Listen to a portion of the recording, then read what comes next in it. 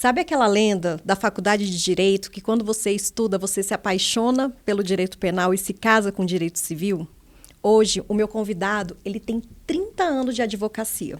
Quando eu ouvi falar do nome dele, eu pensei, deve ser um senhorzinho, dono de um grande escritório, extremamente formal. Eu estava pisando em ovos.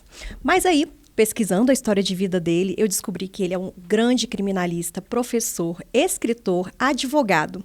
E sabe o que é mais curioso? No escritório dele, 98% do corpo é de mulheres, mulheres atuantes na advocacia. Além disso, dessa longa trajetória no direito penal, ele resolveu também ampliar a sua atuação no corporativo, na regulação.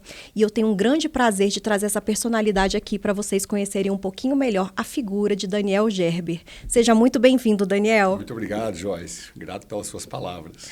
Olha, é um prazer ter você aqui.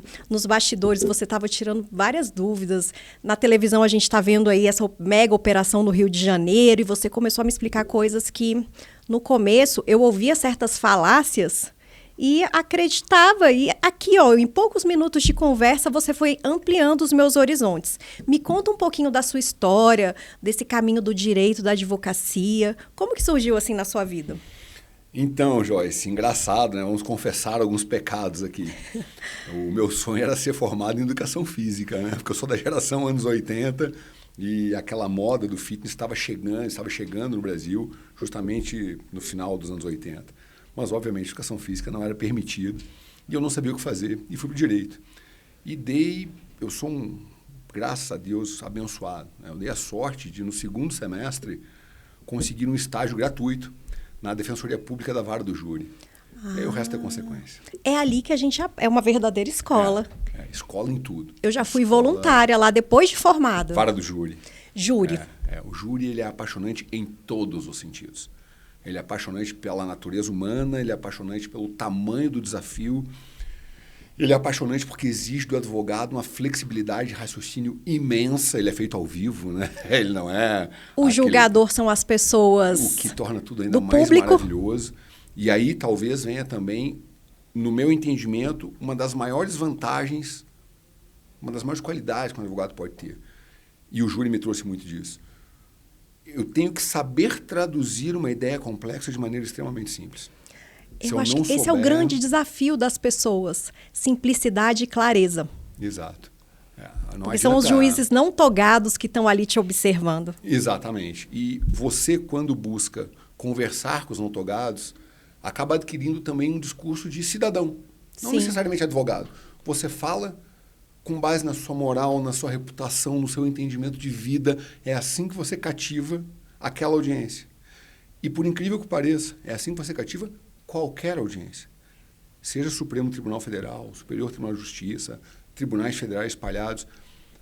O advogado que vai para a tribuna falando exclusivamente de questões técnicas se torna um advogado maçante. Pode até ser reconhecido como um grande técnico, mas maçante. Sim. Qual é o papel do advogado? É contar uma boa história. E acho que o júri ensina isso como ninguém. Sim, e você se formou em 1995. Isso. Foi lá em Porto Alegre? Lá em Porto Alegre, eu já estava contaminadíssimo pelo direito penal, não tinha mais como evitar. Eu nunca quis, por questões naturais, se você me contar alguma coisa da sua vida, eu sou incapaz de te julgar. E sou incapaz de te acusar, em qualquer sentido. Mas eu terei 500 alternativas de defesa para o comportamento que você me der. Instintivamente. Eu tenho essa questão de DNA. Eu só consigo imaginar os motivos. Eu só consigo imaginar as justificativas, que é o que o advogado criminal faz o tempo todo, tentando demonstrar para o público, para o juiz, para o tribunal.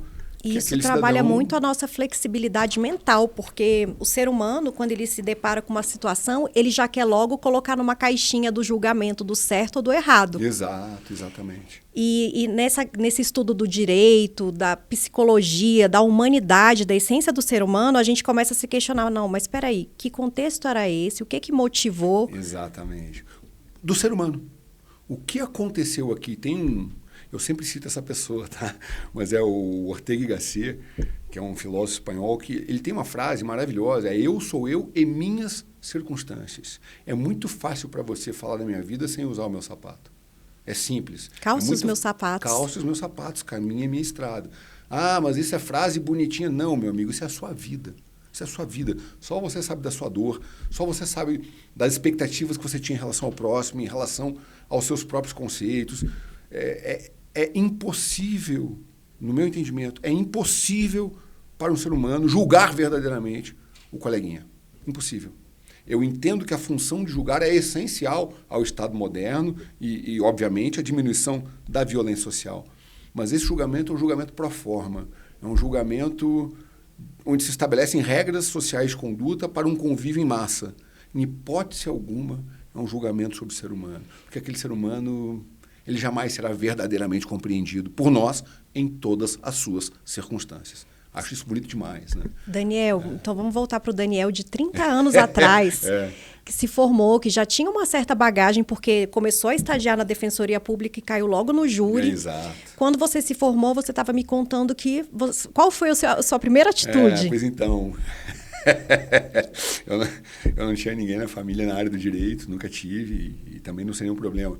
Eu me formei no dia 28 de julho de 1995, uma data marcante para mim, foi fantástico.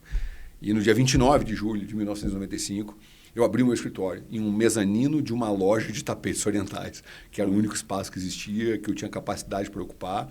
Era eu, uma máquina de escrever e um TK-85, que é um computador bem antigo, né? E essa é a história, né? O que isso quer dizer, na verdade? Só existia para mim o meu caminho. Eu tinha um sogro na época, né? Um querido, o Clóvis. Ele dizia, não, Daniel, você vai morrer de fome. Né? Ninguém, é impossível, o direito penal é feio, o direito penal é violento, o direito penal é dos bandidos. Eu falei, mas é só isso que eu sei fazer. E as pessoas falam, você vai ser advogado de porta de cadeia. Isso, porta de cadeia. Vai lidar com os criminosos. Exato, exatamente. E veja, eu virei criminalista em 95, não era bonito ainda. O direito penal se tornou bonito a partir de 98, 99, quando as operações da Polícia Federal se iniciam de maneira mais volumosa. Antes era feio. Verdade. Antes era delegacia raiz, que eu digo. Você estava sendo duplamente corajoso. Primeiro, de saber reconhecer a sua vocação, que era de ser advogado. Muitas pessoas vão para o ramo do direito pensando num concurso público ou, se forem advogados, de irem para um grande escritório. Exato. Você foi corajoso por chegar e abrir o seu escritório. E segundo, de bancar a sua vocação ali do criminal. Graças a Deus. Quando ele não era tão bem visto, tão pomposo. Nem um pouco glamouroso. Hoje o cara sai da faculdade, o que você quer ser? Não, eu quero defender delitos contra o sistema financeiro. Amigo, tem uma estrada. Não é assim. Você já quer chegar e sentar na janelinha? Exatamente, parabéns, não funciona assim. Mas o fato é que o direito penal entrou em moda, né? Entrou em moda. A criminologia estuda muito isso. Acho fantástica também essa relação. Quando o criminoso passa a ser aquela pessoa na qual você se espelha, ser criminalista passa a ser bonito também. Verdade. Então, quando o criminoso passa a ser um empresário, o dono de Ferrari, o dono de jato, quando o criminoso passa a ser alguém na qual você, pelo ponto de vista material, se espelhou, não, então, peraí, ele deve ter a sua justificativa, deixa eu pegar minha defesa, aí fica bonito. Não, eu comecei quando era feio mesmo, com muito orgulho. É a vocação. É a vocação, exatamente. E aí eu vou fazer um agradecimento especial ao Domingos Colpo. Domingos Colpo. Você não tem noção da importância que você tem na minha vida profissional. Porque eu era pelado, eu não tinha dinheiro para nada, para nada. E o Domingos Colpo, ele era o diretor-chefão do IDC, Instituto de Desenvolvimento Cultural. Na época em que os cursinhos estavam começando. Hoje eles ficaram famosos, o cursinho virou uma grande indústria, mas eu estou falando de 95, 96. Não existia essa... Só um parêntese, é muito bonito ver a pessoa lembrar de quem participou dessa caminhada e ter essa gratidão. Sim, esse reconhecimento é único. Eu até vou fantástico. Continuar, porque eu tenho... como eu te disse, eu sou abençoado. O Deus colocou na minha vida, sempre, constantemente, pessoas mais velhas que me puxaram para cima. Bênção, não tem outra tradução. Ponto, eu agradeço e tento fazer a minha parte com as pessoas mais novas. Sim. Tento retribuir. Mas sou e fui e sou abençoado. E o Domingos Colpo, né? Eu pelado, zerado, estava começando a lição de cursinhos e a aula de cursinho pagava muito bem. E eu cheguei no domingo, acho que era em 96, o meu professor Luiz Gustavo de Andrade Madeira, para quem eu também deixo aqui o meu mais carinhoso e afetuoso abraço, me apresentou domingo e disse, tenta dar uma aula lá. Eu não tinha nada, não tinha título, não tinha nada, eu recém havia me formado. E eu falei, Domingos, posso dar uma aula aqui e tal, de processo penal? E só tem um problema, Domingos, eu não tenho especialização, não tenho mestrado. Ele falou, Daniel, deixa eu te explicar o seguinte, aquela turma ali está cheia, você vai entrar, eu vou te apresentar e você dará a sua aula. Quando você sair, quem entra sou eu. E pergunto como foi a aula. Se eles gostarem, você é meu professor. Se não gostarem, foi um prazer te conhecer. Nossa. E o resto é história. Que confiança. Nossa, não sei de quem. Acho que os dois foram tanto quanto irresponsáveis. Mas a vida é cheia de portas e aqueles que têm ousadia e vão lá e tentam abrir a maçaneta. Tanto é que o Domingos também criou o maior cursinho que o Rio Grande do Sul teve por muitos anos. É ousadia mesmo. Mas eu agradeço demais, meu amigo. Sabe, você começou isso tudo, graças a você, sem a menor sombra de dúvida. E é muito bonito lembrar disso, porque eu dava aula sábado de manhã, sábado de tarde, domingo de manhã, domingo de tarde, dia de semana, ao natural. Se não me chamassem para dar uma aula fim de semana, eu dizia, meu Deus do céu. O que aconteceu? Será que foi uma aula ruim? Será que tem alguém melhor chegando? Então, a minha vida foi muito dedicada ao direito penal em todos os sentidos, né? Penal e profissionalmente falando, ao crescimento sempre. Sempre. Me deixa sem trabalhar 2 horas, eu já penso, opa, o que está acontecendo? Bora pensar no futuro. Então, agradeço aqui ao Domingos por isso. E aí, com as aulas, o mezanino começou a evoluir. Porque as pessoas começaram a falar, leva um caso aqui, leva outro caso lá, e assim vai. Boca a boca, o nome foi sendo mais conhecido. Exatamente. E aí o escritório começa a evoluir. E Daniel, você estava contando aqui, você trabalhava todos os dias da semana. Todos. Trabalho ainda. E porque você faz, pelo que eu observo, assim, na sua empolgação ao falar, você faz isso por amor. Nem sei se é amor ou não, só está em mim. Não tem como não fazer. Porque tem muita gente, às vezes, que reclama do trabalho, isso ou aquilo. Às vezes, ela está por uma questão financeira. E a gente também não pode romantizar e falar só em propósito de uma maneira tóxica, como a gente ouve por aí. Perfeito. Mas se você, para você falar para os jovens aqui, quando você faz uma coisa que você gosta de verdade, que a princípio não vai te dar dinheiro, mas você faz com amor, com dedicação, você vai construir o seu império. Sem dúvida, sem a menor sombra de dúvida. E o conceito de império pode ser debatido por mais 10 sessões como essa, né? Acredito que, infelizmente, hoje, e principalmente por as redes sociais eu acho maravilhosas, tá? Não estou criticando o sistema. Eu critico a utilização do sistema, são coisas distintas, né? Sim. Infelizmente, as redes sociais hoje poluem bastante o seu conceito próprio de sucesso. Muito do seu conceito é ruído. Muito do seu conceito não é seu de verdade. É tomado emprestado de figuras que você analisa, que você projeta e consequentemente, você nunca chegará no seu conceito. Porque você está muito poluído e influenciado. Você nem por sabe vozes. Qual é o seu conceito. É importante, assim, ponderar a presença para separar o joio do trigo e saber quem que você segue. Criar essa ambiência, essa atmosfera saudável mesmo. Exato. De pessoas ali reais que você vê no dia a dia para você poder ter esses bons conselhos. E quais são os seus objetivos de verdade? Exatamente. Eu quero ser um advogado multimilionário. Você quer mesmo? Ou essa foi a imagem que te passaram de sucesso? Mas no fundo, você ficaria muito feliz morando num apartamento na beira da praia com menos dinheiro e mais tranquilidade. O que você pensou o seu pensamento? Você tem clareza do que você realmente quer? Exato. Eu uso sempre uma história maravilhosa aí do Ulisses retornando da Guerra de Troia, quando fica preso por 7 anos. Me faltou agora o nome da ilha, né? E o nome da ilha e o nome da deusa, perdão, daqui a pouco recordo aqui. Mas, enfim, a deusa se apaixona por Ulisses, não deixa ele voltar para casa, onde está a esposa aguardando. Até que Zeus finalmente diz, não, solta o Ulisses, ele merece estar aqui há 7 anos.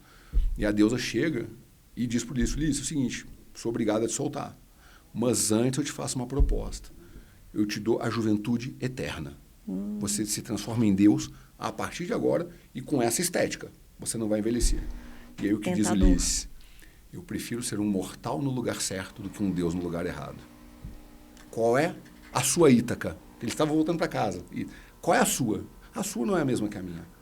Se você for um Deus no lugar errado, você será infeliz. Sempre. E, sendo infeliz, não vai deixar quem está ao seu redor feliz também. E tanto faz o que você acumule. Sua vida não será um sucesso. É verdade. Será um peso. Então, o recado que eu dou para os jovens é, sim, existe mais romantismo na vida do que parece. Infelizmente, ela tem se apresentado muito crua para todos vocês. Muito desiludida. Nós vemos aí, a geração Z não tem mais ambições. Calma, gente. Existe um caminho maravilhoso a ser trilhado. Se você entender que o tesouro é verdadeiramente o caminho. Sim. Não existe resultado final. Não existe. Qual é o resultado final? O resultado final é a morte. Você vai morrer. Isso é certo para todo mundo. Exato. O resto é processo. O resto não é acúmulo. Então, mas eu quero o jatinho. Talvez você não consiga. Mas se o caminho que te leva ao jatinho por si só é um caminho que te dá prazer, que te faz sentido para você? Siga. Mas não, esse caminho eu não queria, eu só queria o jatinho. Não dá. Não dá. Inclusive, um recado que eu dou para todos, né? Parem de pensar, inicialmente, naquilo que vocês querem. Primeiro me digam o que vocês não querem. Porque antes de eu comprar algo, eu preciso saber o preço. Tem coisas que eu não pago de jeito nenhum, independentemente do objeto que esteja à venda. Por quê? Porque o preço pode ser menos tempo com a família, o preço pode ser menos saúde, o preço pode ser... Qual é o preço daquele meu desejo? Eu estou disposto a pagá-lo? Porque desejar, até meu cachorro deseja. Verdade. Pensar o preço é um pouco diferente. E é isso que as pessoas não têm mais feito. Elas olham lá no Instagram de um influencer qualquer, eu quero isso. Tá, mas você sabe como é a vida desse cara na verdade? Você é sabe uma realidade maquiada. O quanto ele apanha, o quanto ele tem que gravar e se submeter a patrocinador e A e B e C. E será que essa realidade é verdadeira? Além de tudo isso. Então, primeiro, não defina o que você quer. Defina o que você não quer. E tire isso da sua vida. Bom, já que eu tirei isso da minha vida, o que sobra para eu querer? Então, eu não quero trabalhar 12 horas por dia. Tá bom, amigo. Você não será milionário. Ponto. Mas eu quero ser milionário. Trabalhe no mínimo 12 horas por dia. Ponto. Não tem mágica, não tem atalho, não tem segredo. E tem tanta gente vendendo essas mágicas e as pessoas caindo. Falam assim, você não é milionário porque você tem crenças limitantes. Aí você vai gastar rios de dinheiro para pagar um mentor, um coach, achando que vai chegar. Não é assim. Você planta batata, você tem que semear, tem que regar, tem que esperar ele crescer, amadurecer para poder colher aquele fruto. Exato. É uma lógica da vida. Essa relação de causa-consequência foi esquecida. As pessoas querem tudo imediatamente. Não funciona assim. Nada na vida funciona assim. Mas, infelizmente, essa nova geração... E a culpa é de todos nós, né? A brincadeira do cartão de crédito, né? Eu digo que tudo começou a dar errado com o cartão de crédito. Porque o cartão de crédito, ele afasta o ato da consequência. Uma coisa é você... Joyce, me vende esse copo de água. Você diz, quero R$10. Eu tiro R$10 da minha carteira e te dou. Eu estou sentindo o dinheiro sair. Passar no crédito, no final do mês eu vejo. Então, a consequência está lá na frente. Por quê? Por que o brasileiro tantas vezes estoura o cartão de crédito? Porque ele não mede consequências na hora de obter um determinado desejo.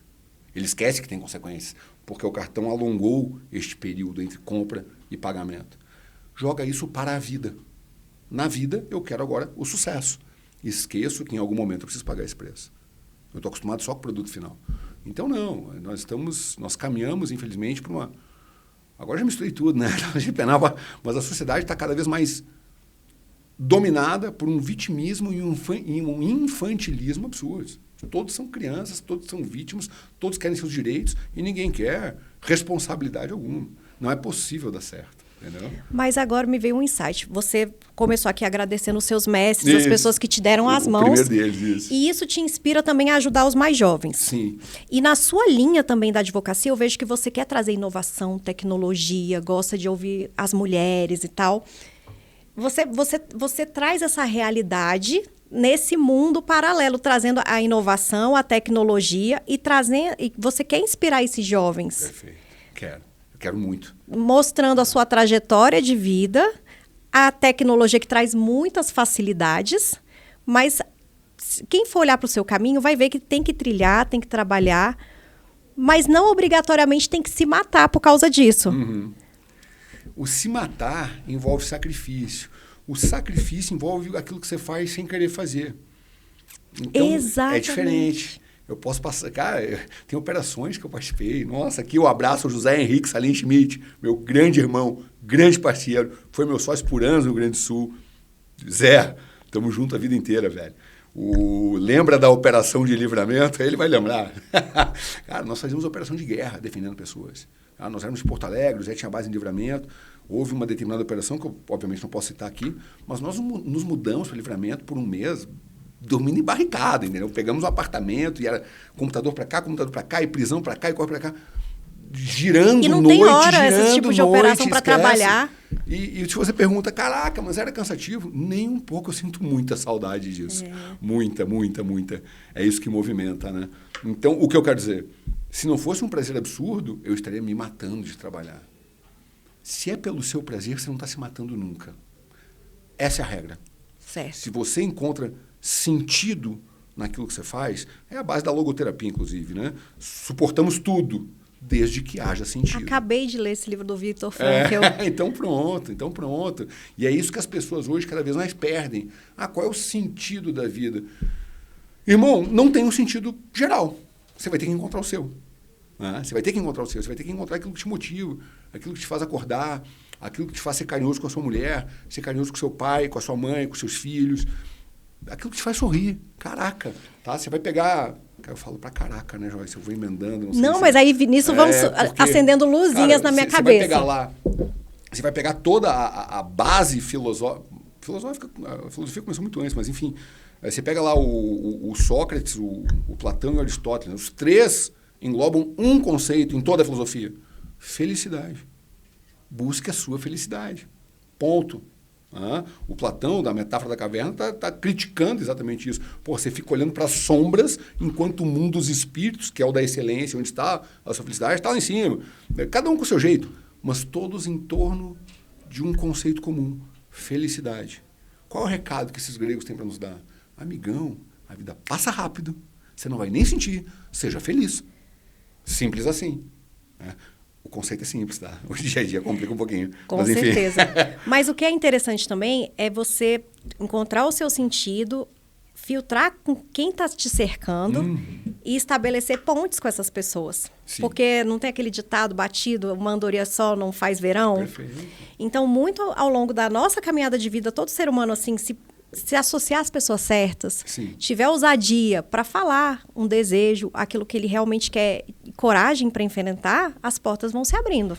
Perfeito, perfeito. Na verdade, agora você tocou num ponto que eu considero fundamental.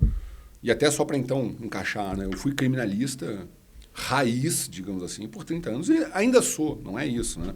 Mas é a sua essência. É a minha essência. Me dá um problema penal, por favor. Mas não é isso. O escritório era um direito penal raiz. Estamos em 25... Até 2015, digamos assim. Né? Aí veio o Lava Jato, nós atuamos fortemente no Lava Jato. Histórico, aqui, hein? Sem nenhum cliente preso. Oh. Lava Jato foi divertidíssimo. Passei por momentos maravilhosos. Não posso falar nenhum, mas eu vou dizer o tipo de experiência que o direito penal me deu. Só o direito penal para dar. Mas ali, no final da Lava Jato, eu comecei a me dar conta que algo mais poderia ser oferecido. Né? Eu já defendia muita gente, muitos empresários em crimes empresariais lato sensu. Né? E me dei conta que muitas das acusações que pesavam contra alguns desses empresários, elas vinham de má resolução do conflito num momento anterior. Fundamentalmente isso. Não soube resolver com o consumidor, não soube conversar com o procurador, não soube explicar adequadamente para um juiz civil. A má resolução de um problema anterior gerava uma investigação, um processo, eventualmente uma sentença criminal. E ali eu me dei conta que nós precisávamos expandir. Aí expandimos para um escritório. E são duas empresas hoje unidas, né? Uma empresa de solução de litígios pelo ponto de vista extrajudicial, onde nós cuidamos de PROCON, Reclame Aqui, serviço de atendimento ao consumidor, ouvidoria. Nós tentamos resolver o seu problema pelo ponto de vista extrajudicial. E, unido a essa empresa, o escritório de advocacia. Pô, se não deu, está aqui a tua defesa também. O que significa isso? Eu me dei conta que, para a melhor defesa possível daquele empresário, e o que é a melhor defesa possível? É não ter sequer um processo criminal. O ideal não é que eu o absolva em um processo criminal.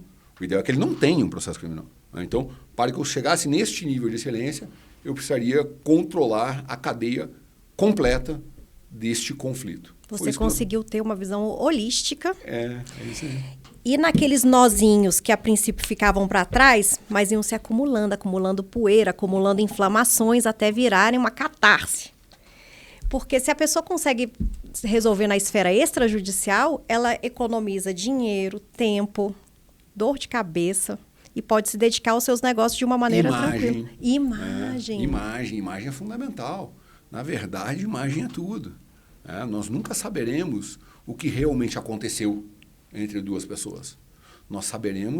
Nós deduziremos algo por quem contou a melhor história, quem tinha a melhor imagem, quem tinha a melhor reputação, quem fez mais para preservar essa reputação. Essa é que é a verdade. Então, estamos falando aqui de um jogo de imagem. Se eu pego aqui o dono de um acionista de uma empresa listada em bolsa, se eu pego um acionista de um banco, né, que está sob controle do Bacen, e coloco sobre essa pessoa um processo de crimes contra o sistema financeiro, por exemplo, quebrei esse cara. Quebrei. Esse cara e ele não se levanta mais. Não, porque ele não consegue mais emprego, não consegue mais emprego, por quê? Porque o compliance interno dos bancos não vai permitir. Mas ele foi absolvido. Não interessa. Não interessa, você aqui já não entra mais, porque tem mais profissionais que não passaram por isso. Então, é muito importante nós, advogados, entendermos que o nosso papel na vida do nosso constituinte é resolver o problema. Mas dá para resolver um acordo? Muito melhor. Dá para resolver um processo civil? Muito melhor.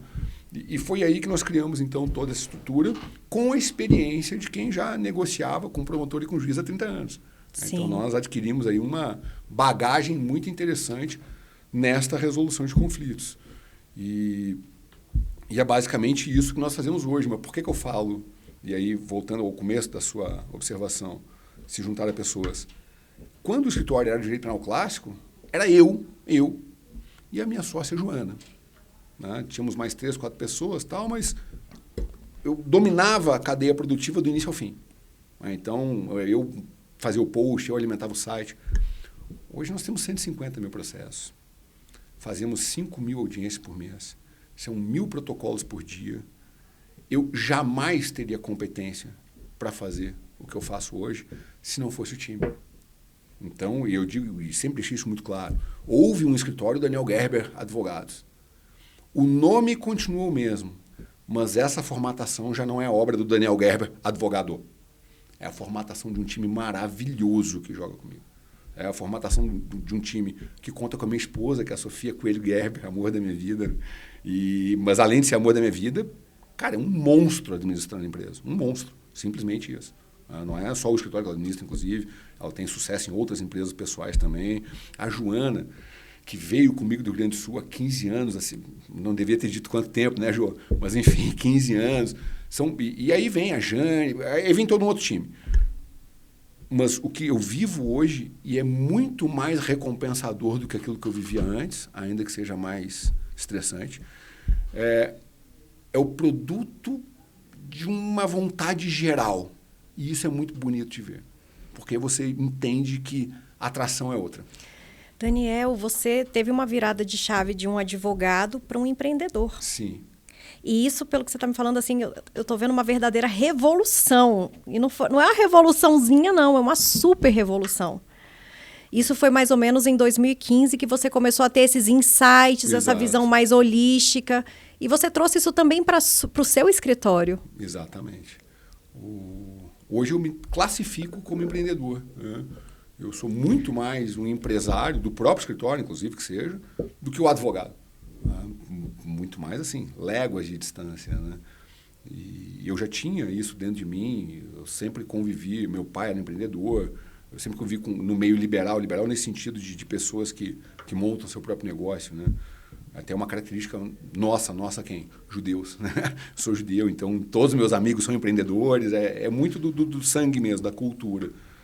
E é mais estressante? Porque você já não controla o início, o meio, enfim, você depende de terceiros, e depender de terceiros dá sempre frio na barriga.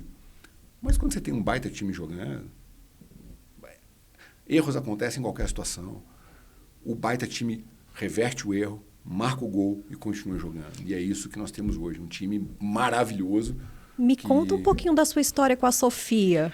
Essa Sofia, mulher que você começou aqui a falar dela, já fiquei louca para conhecê-la. Então, essa união de vocês na vida pessoal, na vida profissional e na gestão desse time maravilhoso. Assim, a Sofia foi um reencontro. Essa que é a verdade. E terei mais vidas contigo aí, velho. Não adianta querer fugir. Foi um reencontro. O dia que nos aproximamos foi um reencontro. É muito Vocês se isso. reconheceram. Simplesmente isso. Simplesmente isso. Né? Parece historinha, é historinha, mas é isso. Estamos já há 15 anos. Eu tive um primeiro casamento que, pelo ponto de vista do casamento em si, não vingou, mas me dou muito bem com a minha mulher, que também se dá muito bem com a Sofia. Que maravilha. Eu tenho 2 filhos do primeiro casamento que, cara, a Sofia abraça como se filhos fossem também. Os manos, tem mais 2 com a Sofia, então familhão mesmo. Mas a Sofia, cara, a Sofia não tem nem como traduzir. É de verdade. Porque não existe nada mais importante do que a pessoa que está do seu lado. Nada. Todo o resto é consequência.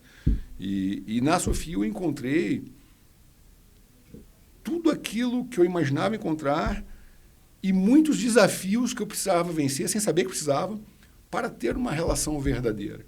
Em todos os sentidos.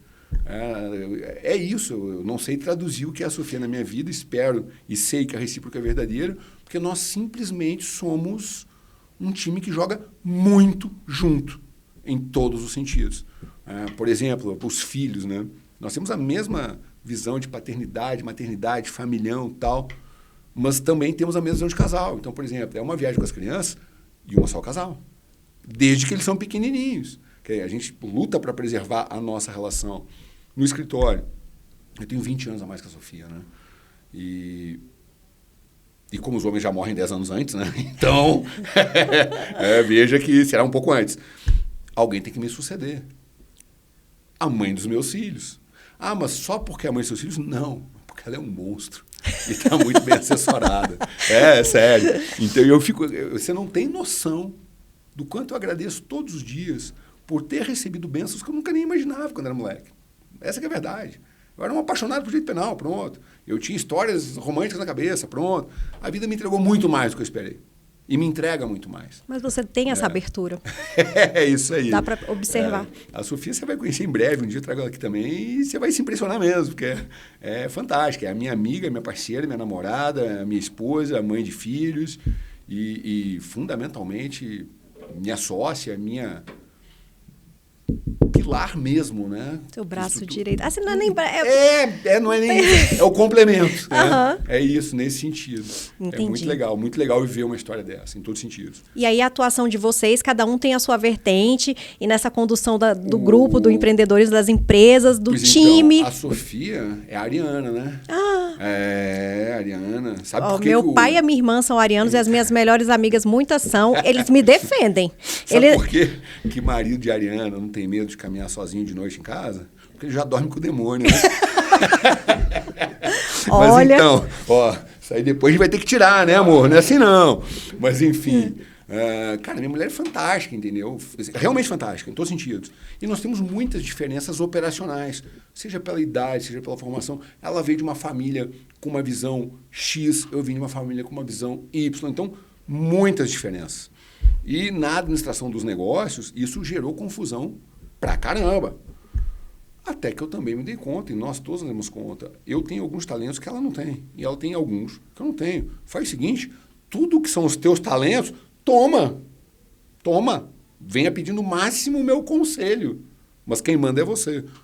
No que são os meus talentos, quem manda sou eu. Então, nós separamos um quadrado aí. Na vida prática, empresarial, o que isso significa? Nós discutimos estratégias, sempre, os sonhos. Eu não entro em discussão operacional com a Sofia. Se ela demitiu uma pessoa X, problema dela. Se ela contratou, problema dela. Se ela trocou o sistema de controle de processo, problema dela. Por quê? Primeiro, ela é mais competente que eu. Simples assim. Esse é o mundo dela. Não é o meu é o outro. A minha competência tem outro lugar.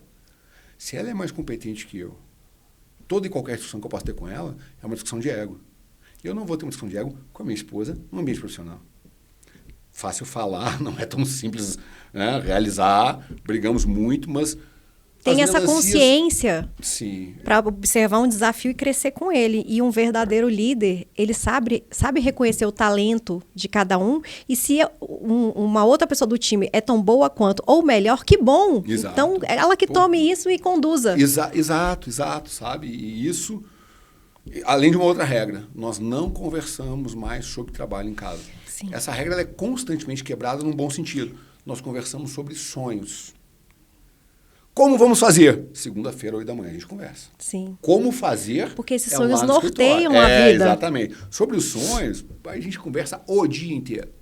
Como executá-los? Horário de trabalho, por favor. Oh, maravilha. Ficou muito legal mesmo. E essa questão, assim, trazendo a questão do empreendedorismo, o ESG, a sustentabilidade, saindo um pouco do seu escritório e indo por toda a atmosfera que te rodeia. Gente, veja só, que perigo, hein? Eu sou como é que é o heterotóxico. Por que o heterotóxico? Realmente, são... depois eu explico também porque varia o número de advogados e pessoas, já adiantando, inteligência artificial e sistemas. Né? Esse é a única coisa que ameaça empregos mesmo. Mas, enfim, são só mulheres. Eu sou o único homem do escritório. Poxa, mas então isso é ESG, isso é iniciativa de inclusão, isso é iniciativa de... Eu ia falar um palavrão que não vou, mas eu não estou nem aí para o gênero. Não é pelo gênero, não é pela inclusão, não é pela política de aceitação que eu só tenho mulheres. É por competência naquele campo que elas jogam. Eu tenho uma teoria muito interessante. São várias teorias que se misturam para eu chegar a essa conclusão. Muito disso foi prática também. Se você observar grandes redes, a mulherada tomou conta. Né?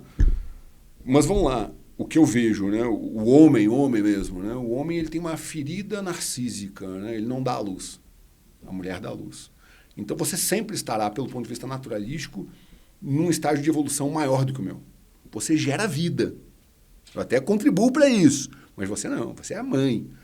Bom, esta ferida narcísica faz com que o meu ego tenha algumas alterações no relacionamento social. Eu preciso buscar o ato heróico, a vitória. Você é admirada por ser mãe, porque não existe nada mais maravilhoso que ser mãe, ainda que as pessoas possam dizer o contrário, tal. Cada um com a sua opinião, tanto faz, é a minha. Mas eu não tenho isso. Então eu tenho que ser admirado por outras questões. E o homem, para ser admirado, e aí eu uso uma metáfora futebolística que é mais fácil entender, ele quer a camisa 10. Ele quer a camisa 10, ele quer... Eu sou ruim de futebol, o Neymar eu sei que não é camisa 10, mas enfim, ele quer ser o atacante, ele quer ser o cara que marca o gol. Não significa que ele não ocupe outras camisas dentro do campo. Ele pode ser qualquer outro jogador, mas com o desejo de ser camisa 10. O que significa isso? Que enquanto o homem não é camisa 10, ele ainda não é um mortal no lugar onde ele quer ser. Ele é um Deus no lugar errado. Volta para Ulisses. E um Deus no lugar errado vai fazer merda. Eu não quero. Ele vai executar aquela atividade, mas olhando para lá. Ele não vai se dedicar integralmente àquilo. A mulher joga bem em qualquer posição, porque ela está em paz consigo própria enquanto elemento da natureza. Ela nem sabe disso, mas ela está mais em paz. Ela sabe que ela já veio completa. Ela se entrega no cuidado das coisas de uma maneira tal que um homem jamais se entregaria. E você quer o melhor exemplo disso? Passa num presídio em dia de visita, masculino. A fila da mulherada dá a volta no presídio. Você fica dizendo, caraca, como é que se apaixonam ou mantém essa relação? Dá a volta no presídio. Sai dessa fila e vai no presídio feminino. Nossa. Não tem ninguém. Triste. Não tem ninguém. Entendeu? Não tem ninguém. O homem não ampara, o homem não trabalha em rede, o homem não consegue fazer essas... Eu gosto muito do conceito de rede. O homem não atua horizontalmente. Nossa. Não. Então ele tem um papel muito específico na sociedade, né? Que é o de chegar lá e arrebentar. Agora eu vou ser o herói aqui. Parabéns, mas atos heróicos por si só também não mudam o mundo. Você tem que ter alguém para conduzir. É a mulher. Tá? São papéis diferentes e isso eu aplico no escritório e aplico com muito sucesso. O meu escritório hoje, nosso, né? Mas o meu escritório hoje, que eu considero um dos maiores do país, e os números falam por si só, né? E um dos melhores do país, só é maior e melhor graças a elas. Ponto. Né? E o resto é experiência. E é isso aí mesmo. Pô, mas Muita mulher gera burburinho, muitas pessoas geram burburinho, tanto faz eu ou minha mulher. O resto é administrar. Mas essa é a minha filosofia de só contratar mulher. Agora a gente está falando só do profissional, falou um pouco da vida afetiva, mas agora eu quero focar em você, Daniel Gerber.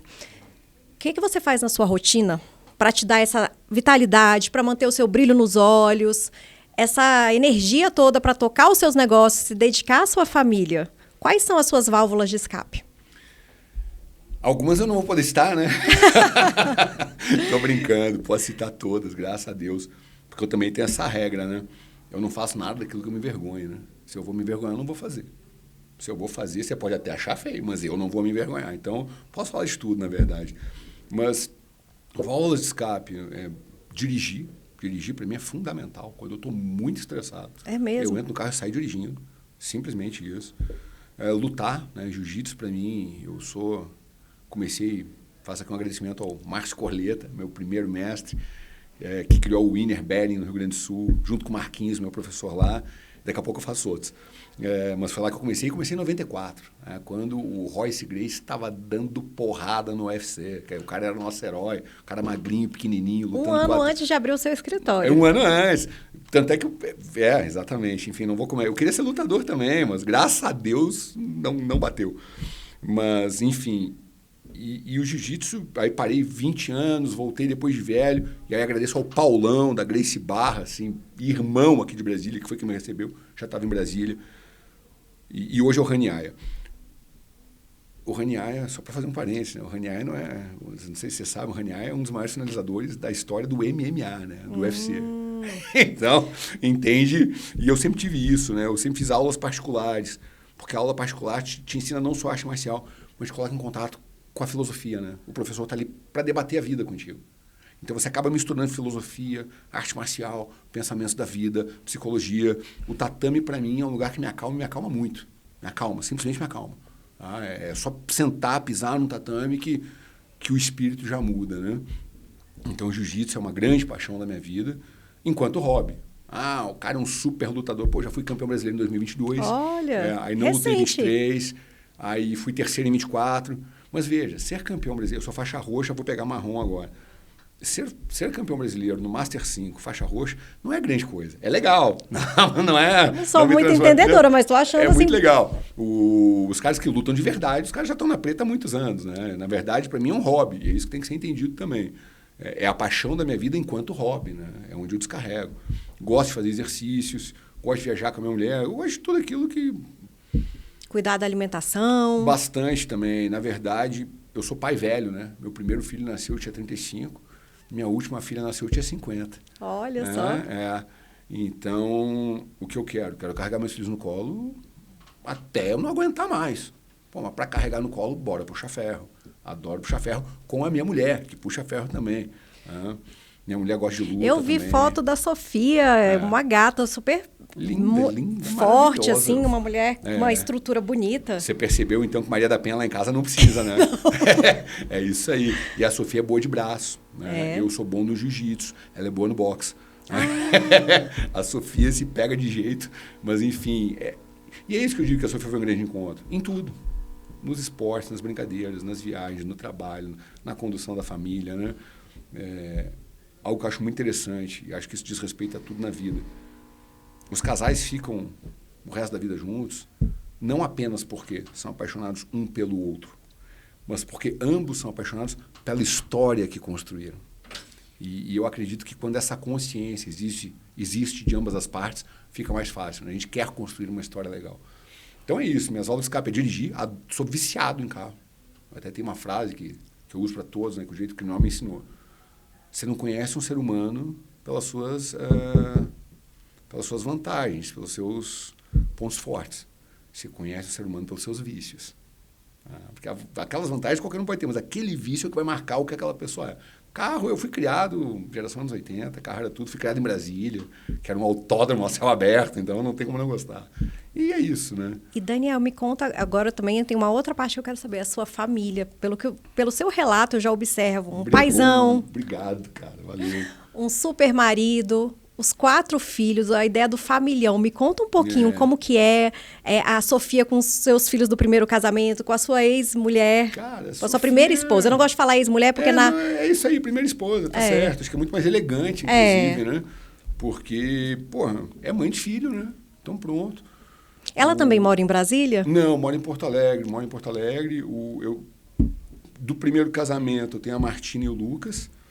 O Lucas mora com ela até hoje, mas vem todo mês para Brasília. Eu sou separado há 16 anos e por 16 anos, mentira, por 15, todos os meses eu peguei um avião e fiquei 10 dias em Porto Alegre. Todos os meses. Então, não é porque eu morava em outra cidade. Tinha uma vida super corrida, atribulada. Esquece. Todos os meses. Sem exceção. Mas aí meu filho cresceu. Eu falei, agora é a tua vez, velho. Agora você pega. Então meu filho vem todo mês, porque tem os outros 2 para conviver em família mesmo, né? A minha filha Martina morou comigo nos últimos 3 anos e agora, com muito orgulho, saiu de casa aos 17 para fazer cinema em Los Angeles. Que legal! Maravilhosa lá. Eu nem sei o que dizer, entendeu? O Lucas já está querendo intercâmbio também. O Lucas é um moleque doce, maravilhoso. É engraçado isso, né? Meus 2 homens, o Lucas e o Noah, são doces, um torrão de açúcar, os 2, o Noah e o Lucas. E as minhas 2 mulheres, que é a Martina e a Zoe é baixinha, é pequenininha. É velho, elas mandam em tudo, né? A Zoe, então, não vou nem comentar. É muito engraçado isso. Mas, enfim, eu nasci para ser pai. E você teve 2 casais. Dei sorte, que sorte! Eu tive 2 casais. Eu adoro ser pai. Eu simplesmente adoro ser pai. Eu não consigo imaginar. Outra vocação sua. Sem a menor sombra de dúvida. Entendeu? Eu não encontro prazer maior do que ser pai. É fantástico. Ser casado, ter familhão, ter estresse familhão, ter viagem familhão, ter tudo familhão. Nossa, isso para mim é a minha Ítaca, entendeu? E eu não estou nem recomendando para os outros, porque tem que gostar. Eu gosto, sou apaixonado. E essa paixão, eu estou observando que você passa para eles. Isso dá uma segurança. Sua filha Martina, com 17 anos, saiu do Brasil para ir tocar um projeto profissional. Isso daí é por quê? Porque ela tem uma base por trás de um pai e de uma mãe. Exato. Que dão todo esse suporte de amor, não é financeiro. Não, é suporte é o amor que faz ela criar essa coragem e voar. Que eu acho que isso é uma maternidade, uma paternidade bem-sucedida. Vai para o mundo. Sem dúvida, vai para o mundo, exatamente. Vai para o mundo. Eu sou realmente muito feliz com a vida de família, né? Tenho uma irmã maravilhosa, 8 anos mais nova, que mora no Rio Grande do Sul. Eu e minha irmã viemos de uma outra família. Viemos de uma família quase nuclear. Era meu pai e minha mãe, e eu, por filho único, por 8 anos, depois minha irmã. Mas aí logo depois eles se separaram. Então a minha vida com a minha irmã foi uma vida muito mais distanciada. Nos amamos, nos damos bem, mas já não temos esse contato todo. E você quis fazer diferente na sua vida. Quis e fiz, exatamente. E ela também. Ela também tem 2 filhas maravilhosas. Cara, minha irmã é fantástica. Então, acho que nós 2 soubemos moldar os nossos sonhos. Tá? Não significa, em hipótese alguma, repudiar o que tivemos. Significa apenas, com base no que tivemos, moldar um sonho diferente. E mostrar que a gente também não tem que ser a repetição dos nossos pais. Sem dúvida alguma. Nossa, sem dúvida alguma. Aos quais eu só tenho a agradecer, meu pai, minha mãe, só agradecer. Mas, óbvio, eu sou muito diferente deles. E tem a sua personalidade. Exatamente. E isso só é possível quando você, sei lá, tem essa segurança interna de dizer, a vida é tua. Siga o seu sonho, né? Tá, Daniel. Isso. Agora imagina assim, que eu tô lá na sua casa conversando com você, a Sofia, no almoço de domingo à tarde. E a gente começa a falar sobre sonhos. Quais são, assim, os principais sonhos que vocês gostam de conversar, compartilhar, vislumbrar? Pois então. Parece muito louco isso, tá? Parece muito louco. Até tem que falar bater na madeira, falar com parcimônia aqui. Mas nós vivemos o nosso sonho. Que coisa bonita. A gente só discute sobre como evoluir, mas a gente está vivendo o sonho. Nós temos a nossa família, nós temos o nosso negócio. Há 15 anos somos apaixonados um pelos outros. A gente dorme agarrado até hoje, entendeu? Quando tem que dormir separado, com o filho tá gripado, coisa de criança pequena. Tô com saudade de dormir contigo. Dormiu ontem, não, mas é isso. Então, o que eu vou te dizer? Quais são os sonhos? Cara, o sonho é manter como está e ir crescendo um pouco mais, exatamente. Sem dúvida. E E é muito importante, por isso eu volto a dizer, e digo para a geração mais jovem, qual é o teu sonho? Porque mesmo eu, aos 50, eu não vou ficar citando eventos específicos, mas mesmo eu já me confundi com o ruído alheio, depois de velho. Né? E aí você se dá conta, pô, aquilo deu errado. Graças a Deus, porque não tinha nada a ver comigo. Eu lutei, batalhei, desejei por algo que não tinha nada a ver comigo. Acreditando ser um sonho, Que não é. seria um pesadelo, não seria um sonho. Então, quando eu digo que eu já vivo o sonho, acho que também tem muito da questão do agradecimento, né? Caraca, o que mais, né? Eu tenho os filhos, tenho esposa, tenho saúde, tenho bons amigos, faço o que gosto. Tá faltando o quê, velho? Agradeça e siga adiante. Ah, não, mas esse mas é porque você ainda não teve consciência da fugacidade da vida, de como tudo passa e de onde você realmente está. Eu observo aqui também um ponto que você não mencionou, mas pela nossa conversa você tem um ponto da generosidade. Para mim, a generosidade ela é um pilar da prosperidade. Sim. Quando a gente é abundante, transborda e não tem aquela vaidade, aquele medo de passar para os outros aquilo que a gente sabe, a gente ensina, divide e a vida retribui. Assim, primeiro eu te agradeço muito, tá? As pessoas que me conhecem intimamente sabem que eu sou generoso. Só fiquei curioso de como você chegou a essa conclusão. Eu sou muito observadora. Muito obrigado, fiquei muito feliz, sou mesmo, acredito em generosidade assim como regra da vida. Aproveito para fazer um merchandising, então, né? Eu criei uma terceira empresa, agora depois de velho, né? Que é uma empresa chamada Pense Azul de telemedicina. E essa é a paixão da minha vida agora. Tá? A paixão da minha vida é este mundo que está por vir. Cada vez mais a tecnologia permitirá que pessoas carentes tenham acesso a grandes produtos, que antigamente só o classe média, classe alta poderia ter. Porque a tecnologia facilita o acesso, diminui o custo, coloca um bom profissional na sua... Telemedicina é isso. Hoje, eu digo que eu tenho a telemedicina mais barata do Brasil. Cara, não estou fazendo propaganda, eu só quero que você entenda o conceito. Hoje, com R$20, eu te dou um clínico geral e um pediatra. Olha até o aí. seu celular. Você não tem mais desculpa para não ter médico. Daniel, eu tô chocada, porque até quem tem plano de saúde, se passar por uma situação de emergência e vai a um hospital, pega uma fila enorme, é um hospital particular. Sim, não tô nem falando esquece, do SUS. Às vezes, numa telemedicina, em algo virtual, você já consegue resolver. Na nossa telemedicina, você é atendido em 15, 20 minutos, que não é nada. É o tempo que você pegar seu carro e ir para o hospital, já passou esses 20 minutos. Você vai ter lá receituário, prescrição de exames, atestado médico, é uma consulta. Não serve para emergência. Emergência tem que ir para o hospital, né? Mas serve para as consultas. Mas por que eu criei a telemedicina? Primeiro, Joana, muito obrigado, foi ideia sua. Na verdade, eu tinha criado a empresa de conciliação e a Joana falou, porra, se nós queremos realmente ajudar o pessoal, por que não põe mais telemedicina? Foi ideia da Joana. Aí criei uma empresa de telemedicina. E ela é o meu legado. Ela é o meu legado, porque tudo que eu fiz na advocacia criminal e faço é uma diversão pessoal muito grande. É um prazer pessoal muito grande. Mas não é um legado. Não é um legado, não é para a sociedade. Não, tem os seus clientes. A Pense Azul, um dia vão dizer, caraca, eu tenho médico graças a quem pensou dessa maneira. Eu diminuí o abismo social na questão da saúde graças a esse tipo de pensamento. Então, hoje nós temos parceria com Cruz Vermelha, parceria com o AME Pequeninos, nós doamos vidas. Doamos. Você tem 100 moleques aí, estou dando médico para 100 moleques.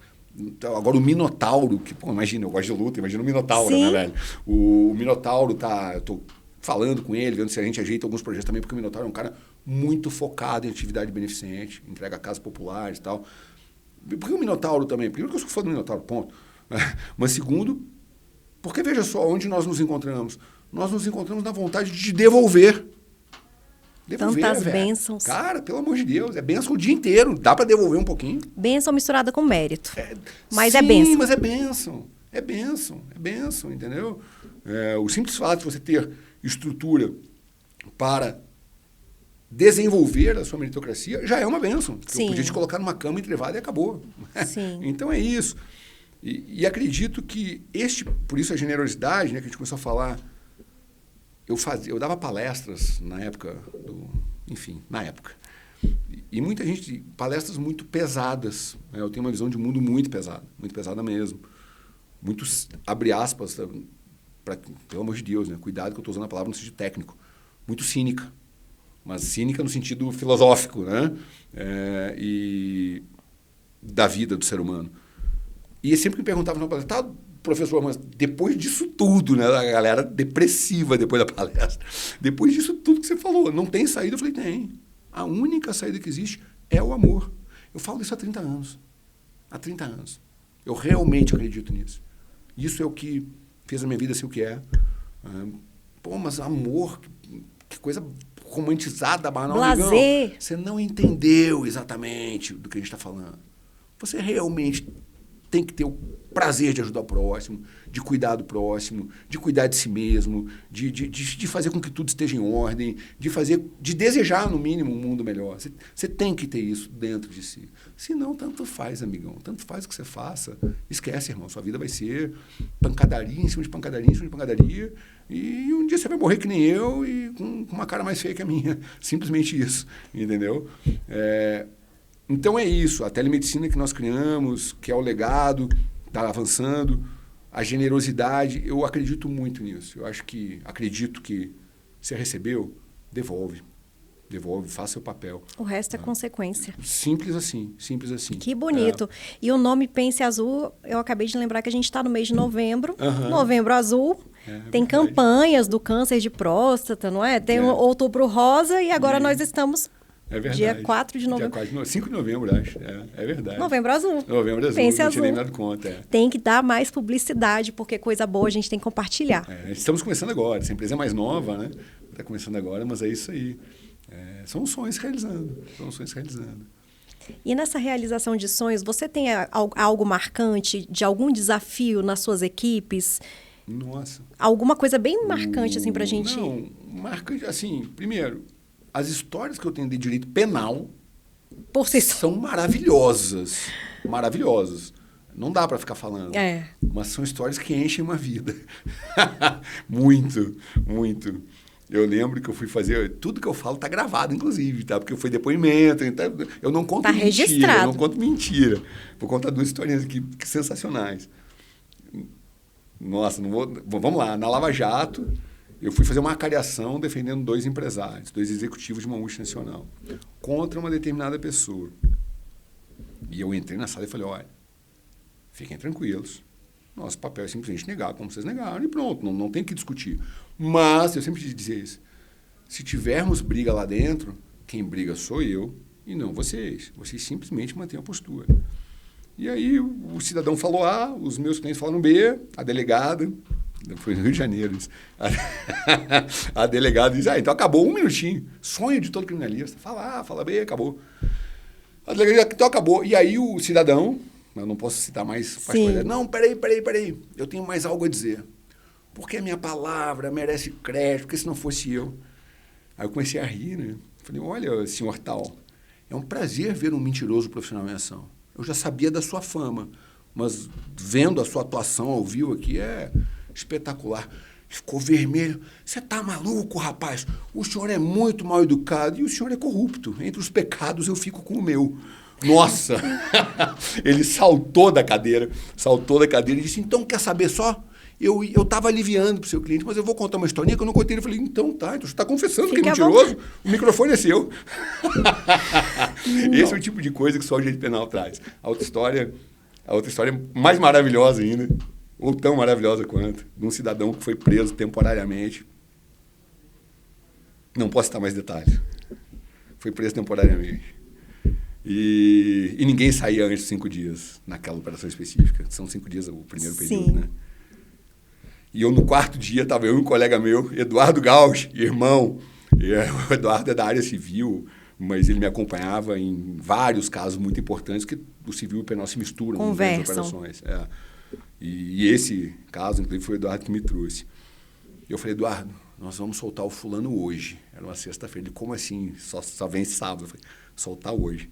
Pedi audiência com o juiz. O juiz vai me receber, ele está assim. Sim, doutor. E eu falando, vim me apresentar, porque eu não sou chicaneiro, porque eu sou isso. Ele assim, sim, doutor. Aí eu, bom, excelência, era isso, mas eu quero lhe pedir um favor.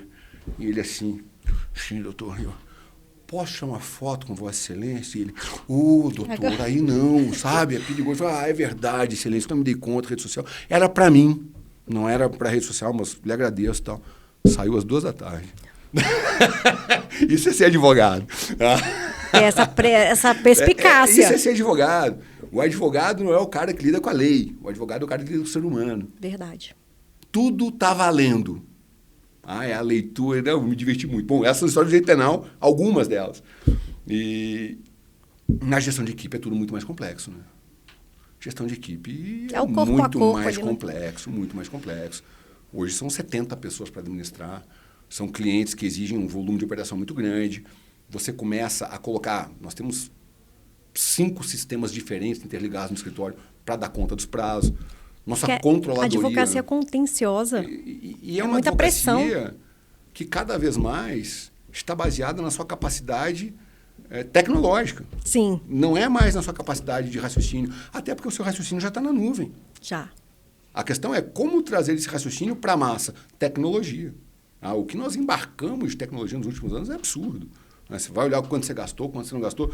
Se alguém te faz esse plano antes de você começar a gastar, você diz, não quero. Deixa eu ficar só numa boutiquezinha. Mas é um caminho sem volta. Sem volta, porque é apaixonante também. Porque a hora que você embarca essa tecnologia toda e você vê tudo o que você pode fazer, a Sofia, por exemplo, dentro disso criou o NAD, Núcleo de Audiência e Diligência. Hoje nós temos 800 advogados cadastrados fazendo audiência para nós no Brasil inteiro. E é um produto separado. Existem grandes escritórios que nos contratam para fazer audiência, outro produto.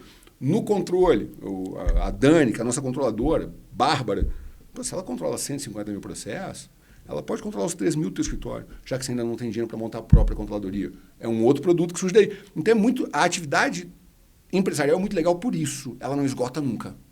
Ela é um pensamento contínuo de o que mais eu posso fazer. E a tecnologia vem trazendo as novidades.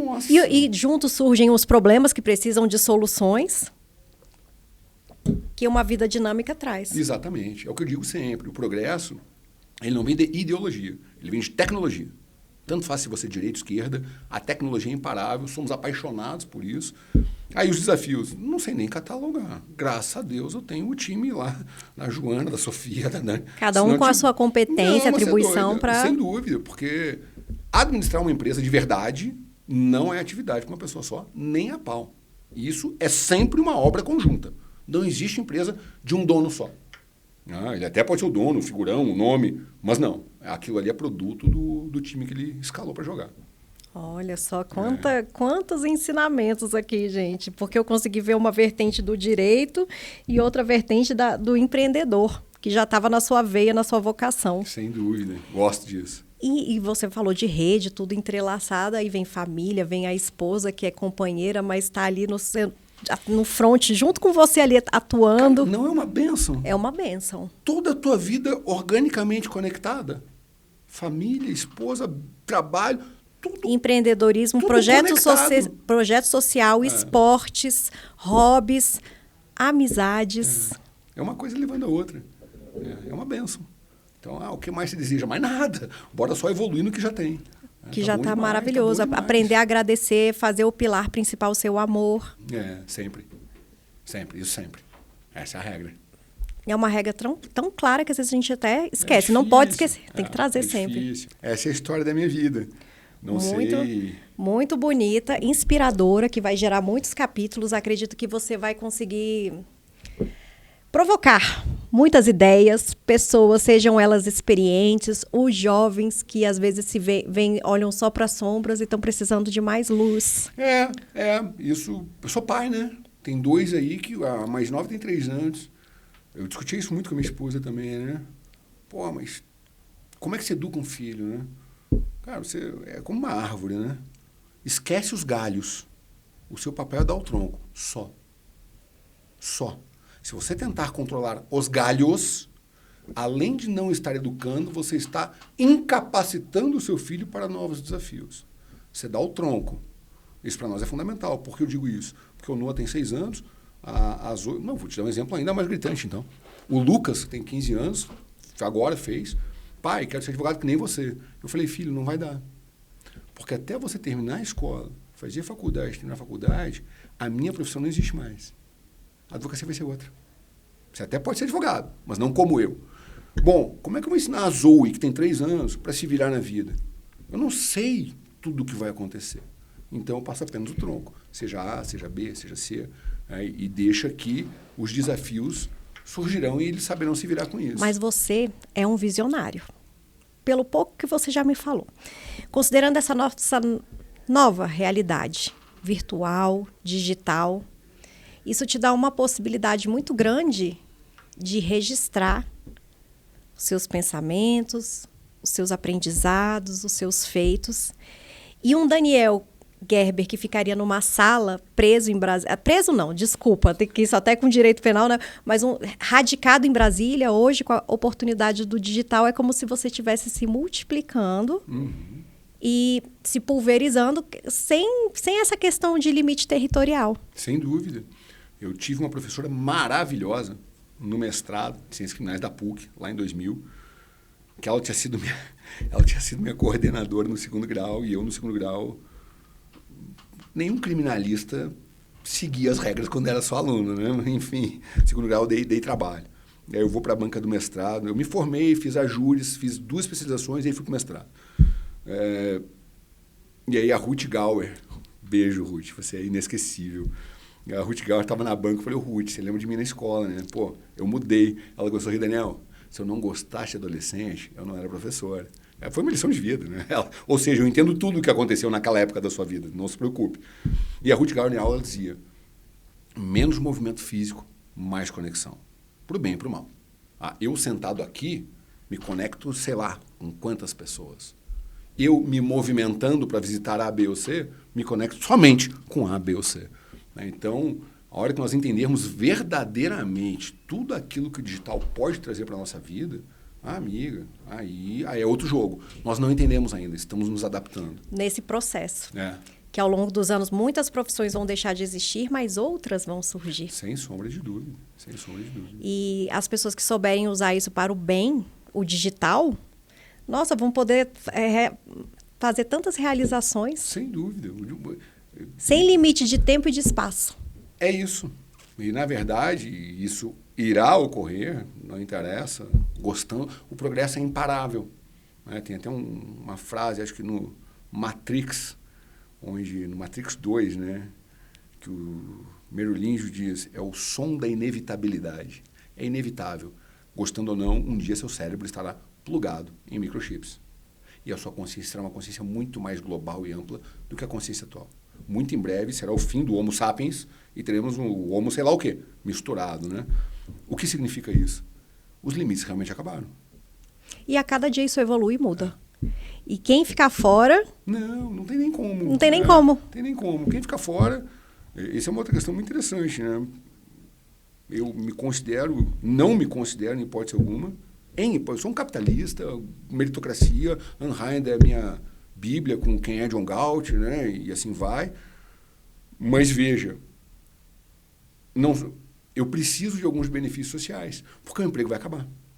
Principalmente as profissões medianas. Vai acabar. Não tem o que fazer. Vai acabar. Então as pessoas... veja como é tudo conectado, né? Eu também não sei aí quanto tempo a gente tem, mas olha como é conectada a questão. E nós não percebemos, porque o verdadeiro jogo nunca é o jogo que é te mostrado. Primeiro ponto. O verdadeiro jogo é jogado na criação de uma cultura para que ali na frente você passe a aceitar como normal algo que nesse momento seria bizarro. Então vamos lá. O que seria bizarro para nós? Seria bizarro para mim, pelo menos geração 80. Seria bizarro para mim uma pessoa nascer bem nascida e não querer fazer nada. Nem ser daqueles pais, nem estudar, nem trabalhar. Seria bizarro para mim.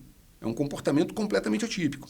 Mas você começa a olhar agora a manchete de Instagram, geração Z. Não é que eles não têm ambição, é que eles querem aproveitar mais a vida. Eu começo a criar uma cultura onde não querer ralar, subir na hierarquia e ficar rico, passa a ser o normal. Por que isso passa a ser o normal? É um plano muito mais amplo, né? Porque se isso não for o normal, a hora que aí entrar em cena de verdade, esses caras vão se matar. Vão entrar numa Então eu preciso criar depressão. Uma cultura onde esses caras não se sintam improdutivos, onde não se sintam um lixo. Preciso criar uma cultura onde eles se deem por satisfeitos com um Bolsa Família, porque se eu não criar essa... é inevitável, não é mais uma questão ideológica. Isso é que é o doido. Porra, mas então você é de esquerda, porra, mas então você é de direita.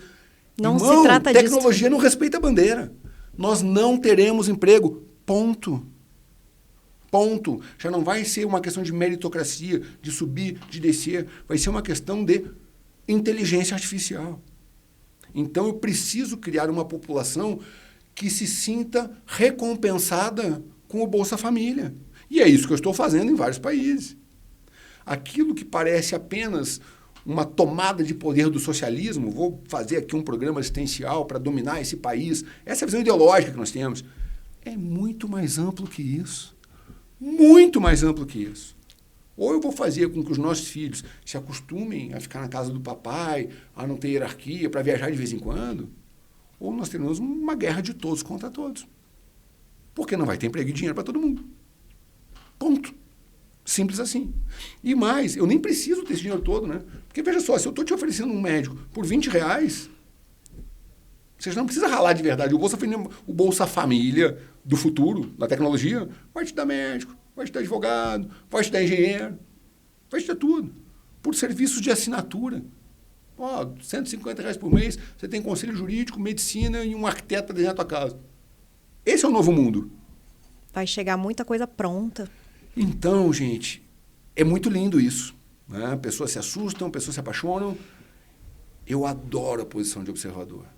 Eu vou olhando as coisas acontecendo, vou fazendo as coisas acontecendo, dizendo, caramba! E ninguém está percebendo. Ou será que eu estou percebendo uma teoria da conspiração e tal? Mas o mundo está mudando muito. Muito, muito, muito, muito, muito. Nem sei porque eu entrei nesse aspecto, né? Mas do digital? É do digital, é isso. Quem entender este novo mundo, este sim não precisará do Bolsa Família. Esse vai decolar. Quem entender que esse novo mundo te capacita, eu não sei bem ainda como, mas te capacita a um fortalecimento de um vínculo humano, ainda que através do digital, esse vai ganhar dinheiro sempre. Porque no final das contas, eu quero alguém para me escutar. Né? Eu quero alguém para me espelhar. No final das contas. Tanto faz se foi um engenheiro ou a IA que desenhou meu prédio, tal. Eu quero ter uma empatia. Eu preciso ainda da empatia. Precisa dessa essência humana. É. E a IA, por mais que ela traga muitas ferramentas, muitas soluções, ela ainda não faz esse exercício de futurologia. Ainda não. Ainda não. Ainda não. Da IA eu não duvido nada. Então, a sociedade como um todo precisa ficar atenta, participar mais, utilizar essas ferramentas ao seu favor de uma maneira mais consciente, sem se deixar perder nessa nuvem pulverizada de informações. É isso tudo. Mas nós dois sabemos que isso não vai acontecer. é isso. Só não vai rolar. Teremos caos. Teremos caos. Faz parte dessa história. Faz. Caos é criação. Nada se cria numa ordem estabelecida. Caos é crise e criação. Eu acho que a gente está começando a entrar nesse movimento. Começando. Teremos mais, sem sombra de dúvida. Tem muita coisa para desaparecer e muita coisa para surgir ainda. Tem um salto geracional. Se meu filho de 6, pai, o que eu posso ser no futuro? Menor ideia. Só isso já mostra o tipo de vácuo geracional que nós estamos passando. Exato. O que eu vou dizer para meu filho? Seja isso, talvez não exista mais. Seja aquilo, talvez não se crie. Estamos todos no mesmo barco, na mesma arca. Né? É quase uma arca de Noé. Quase um dilúvio com uma arca de Noé. Nós não sabemos o que vem pela frente, não. É verdade. Não sabemos mesmo. Agora, o dilúvio vai limpar o que existe. O que construiremos no lugar, não sei. Eu espero que o arco-íris esteja lá. É verdade. Como esteve no pacto entre Deus e Noé, meu filho. Não é? Olha aí que bonito essa mensagem para a gente ir finalizando a nossa conversa, que foi muito inspiradora. Passeou por vários campos da vida, da história. Mas eu quero saber qual seria o seu conselho, assim, com a sua experiência de vida, em essência? Um conselho para o pessoal que está nos assistindo. Vai parecer muito ridículo. Vai parecer conselho de coaching. Vai parecer conselho de autoajuda. Mas, assim, eu ensino os meus filhos, tá? Como eles eram crianças e são crianças ainda, eu brinco de efeito cascata. Nada na vida se cria ou se quebra em um ato apenas. Tudo é decorrência de um efeito cascata. Sucesso ou fracasso. É efeito cascata. Em qualquer casamento, negócios, educação de filho, por exemplo. Minha filha foi morar fora. Então você é um excelente pai. Eu fui até agora. todos os dias eu preciso continuar sendo, senão se perde. Efeito cascata. Qualquer consequência da sua vida é resultado desta soma de passos.